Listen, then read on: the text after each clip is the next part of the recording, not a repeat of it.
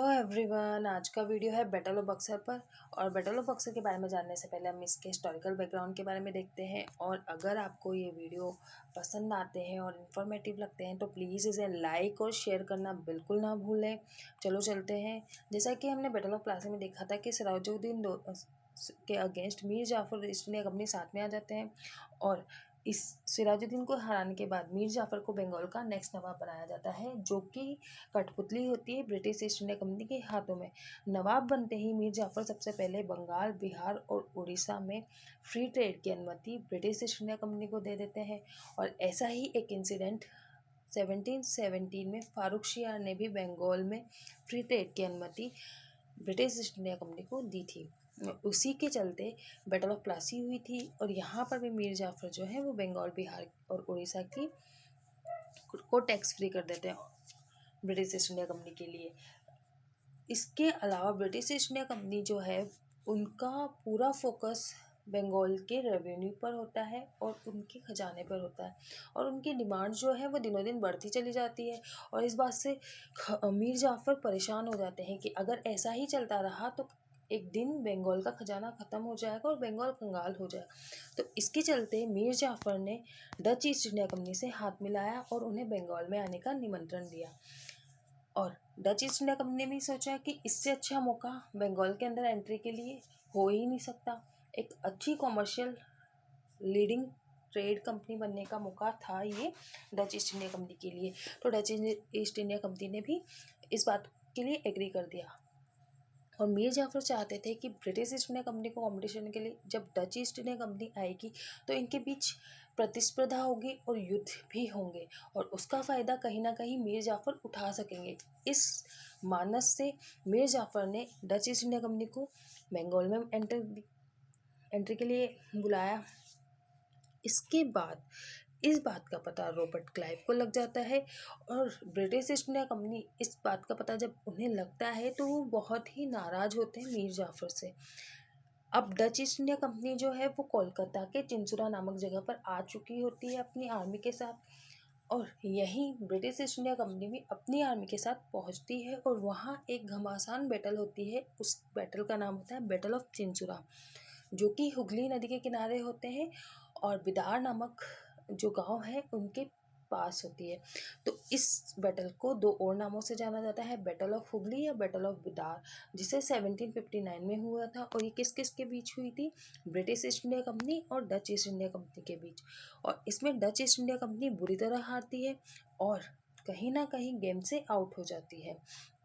जब British east India company ये battle जीत जाती है तो सबसे पहले वो मीर जाफ़र को नवाबियत से निष्कासित करती है और उसकी जगह उसके दामाद मीर कासिम को बंगाल का नेक्स्ट नवाब बनाती है। मीर कासिम जो थे वो अलीवर्दी खान के सबसे योग्य उत्तराधिकारी थे और उन्हें भली भांति पता था कि ब्रिटिश ईस्ट इंडिया कंपनी जो है वो सिर्फ अपने मतलब के लिए ही बंगाल को यूज कर रही है।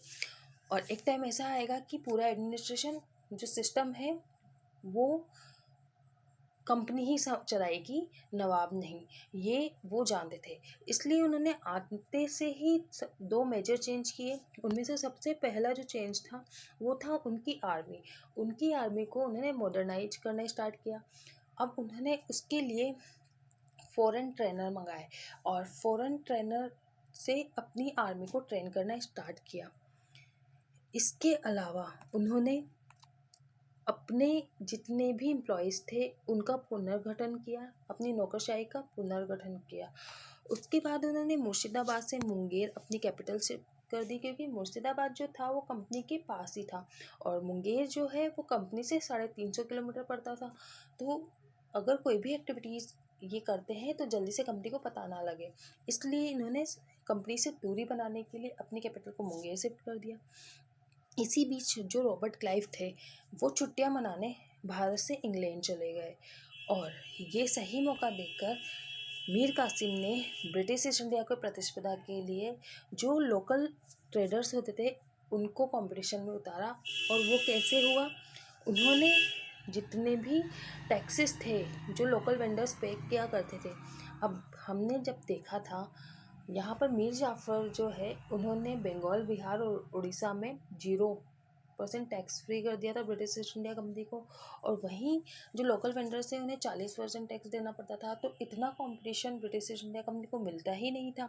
तो मीर कासिम ने सोचा कि क्यों ना मैं इन्हें ही 0% टैक्स कर दूँ, ताकि जो ब्रिटिश ईस्ट इंडिया कंपनी है उन्हें कहीं ना कहीं कंपटीशन मिले, और इस कंपटीशन में जब उन्हें फ़ायदा ही नहीं होगा तो वो बंगाल छोड़कर अपने आप चले जाएंगे। इस तरीके से मीर कासिम ने जो लोकल व्यापारी थे उनका भी टैक्स 0% कर दिया। इस बात से ब्रिटिश ईस्ट इंडिया कंपनी बहुत ही नाराज़ हुई, और इसके लिए उन्होंने मीर कासिम के साथ 3 छोटी मोटी बैटल्स की। इस बैटल्स में मीर कासिम हारते हैं और वो भागकर जाते हैं अवध के नवाब के पास, और ये तीनों एक त्रिकूट संगम बनाते हैं और खड़े हो जाते हैं ईस्ट इंडिया कंपनी के अगेंस्ट। ये अपनी 40,000 की सेना के साथ बक्सर के मैदान में पहुंचते हैं, और बक्सर के मैदान में ब्रिटिश ईस्ट इंडिया कंपनी का जो नेतृत्व कर रहे थे वो थे हेक्टर मुनरो। हेक्टर मुनरो अपनी 10,000 सेना के साथ बक्सर के मैदान में पहुंचते हैं, और ये जो बैटल होती है वो लगभग 3 घंटे चलती है, और मात्र इस 3 घंटे में मीर कासिम जो है अपने आप को हारता हुआ देख गायब हो जाते हैं, भाग जाते हैं। और इसी बीच सुजाउद्दीन दौला और शाह आलम भी कंपनी के सामने सरेंडर कर देते हैं, और उसी बीच रॉबर्ट क्लाइव भी इंडिया वापस आ जाते हैं, और वो ट्रीटी करते हैं इलाहाबाद की। किसके साथ? शाह आलम के साथ और सुजाउद्दीन के साथ। ये ट्रीटी सबसे पहले अवध के नवाब सुजाउद्दीन दौला के साथ की जाती है। रॉबर्ट क्लाइव बोलते हैं, देख भाई, हम तुझे अपना अवध लौटाते हैं, इसके बदले आप हमें कोरा और इलाहाबाद दे दो।